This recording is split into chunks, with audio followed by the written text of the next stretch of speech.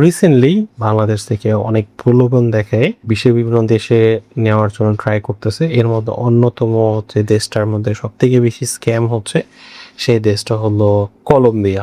জি না, কলম্বিয়া না, বরং সেটা হচ্ছে কম্বোডিয়া। সো হয়তো একটু শুনতে একটু মিসম্যাচ মনে হয়, বাট কম্বোডিয়ার আরেকটা দেশ আর কলম্বিয়া আরেকটা দেশ।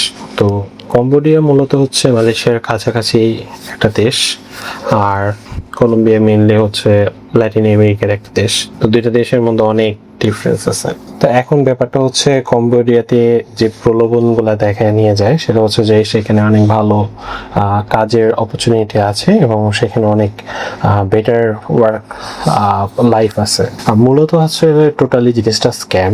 তো মূলত হচ্ছে যে এই ধরনের স্ক্যাম, আর সেটা হচ্ছে বাংলাদেশ থেকে অনেক তারা ওইখানে যায় যে বিভিন্ন ধরনের নামধারী কিছু কিছু গ্রুপ এখানে এক্সিস্ট করে। মেনলি হচ্ছে চায়নারই কিছু এক্সিস্টিং গ্রুপগুলা, তারা হচ্ছে এখানে বেশ কিছু অফিস ভাড়া নিয়ে তারা অনলাইন গেমের মতো কিছু ক্যাসিনো গেমিং সেখানে পরিচালনা করে। মূলত হচ্ছে সেটা কোনো ক্যাসিনো না, বেসিক্যালি হচ্ছে যেমন আমাদের দেশ থেকে আগে ইন্ডিয়া কিংবা বাংলাদেশ বা পাকিস্তান থেকে অনেকে যেটা করতো হচ্ছে ইউএস এর সিটিজেনদের ফোন দিত, ফোন দিয়ে হচ্ছে যে বলতো যে তাদের ক্রেডিট কার্ডের ইনফরমেশন কিংবা হচ্ছে যে তাদের বিভিন্ন ব্যাংক ডিটেলস নিয়ে নিত, বলতো যে হ্যাঁ তার কোনো ইন্স্যুরেন্সের ডিউ বাকি আছে কিংবা হচ্ছে তার কোনো ট্যাক্সের বিল বাকি আছে, সেজন্য সে তার ট্যাক্সের বিলটা বা ইন্স্যুরেন্সের বিলটা সে পে করে দিবে এবং সে এখান থেকে তার কাছ থেকে সে ইনফরমেশনটা নিত।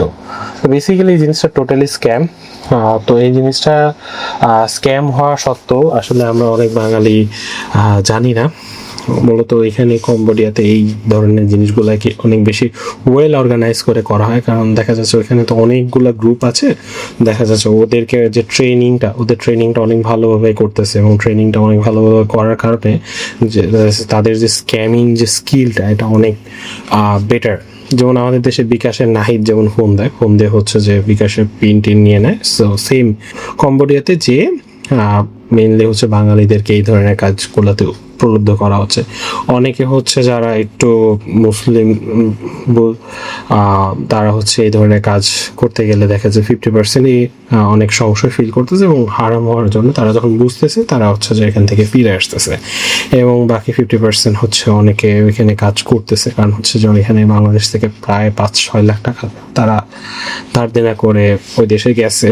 এখন 5-6 লাখ টাকা তো তার তুলতে হবে। সো যেহেতু হচ্ছে বাড়িতে কিস্তির প্রেশার বা বিভিন্ন ধরনের প্রেশার, তো এই প্রেশারের কারণে হচ্ছে যে সে ওই টাকাটা তোলার জন্য বেসিক্যালি হচ্ছে সে এখানে থেকে যাচ্ছে এবং বেশ কিছু ইলিগেল কাজে জড়িত হচ্ছে। অনেকে হচ্ছে যে এখান থেকে বের হয়ে আসে এবং অনেকে হচ্ছে যে 1-1.5 বছর থাকার পর বা 6-7 মাস থাকার পর নিজের মতো করে আলাদাভাবে এই বিজনেসটা অন্য জায়গায় স্টার্ট করে।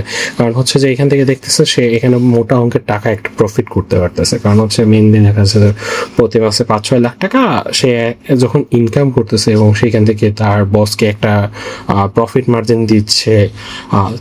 সে যখন দেখতেছে সে তার নিজের মতো করে জিনিসটা স্টার্ট করতে পারছে, সে আলাদাভাবে স্টার্ট করতে পারে। জিনিসটা টোটালি ইলিগেল, কারণ হচ্ছে আপনি যখন 5-6 লাখ টাকা খরচ করে যাবেন বাংলাদেশ থেকে, তো এই ধরনের কাজের জন্য তো অবশ্যই যাবেন না। এই ধরনের কাজ থেকে অবশ্যই বিরত থাকবেন এবং টোটালি চেষ্টা করবেন আপনারা হালালভাবে ইনকাম করার, হালাল দিকটাকে বেছে নেওয়ার।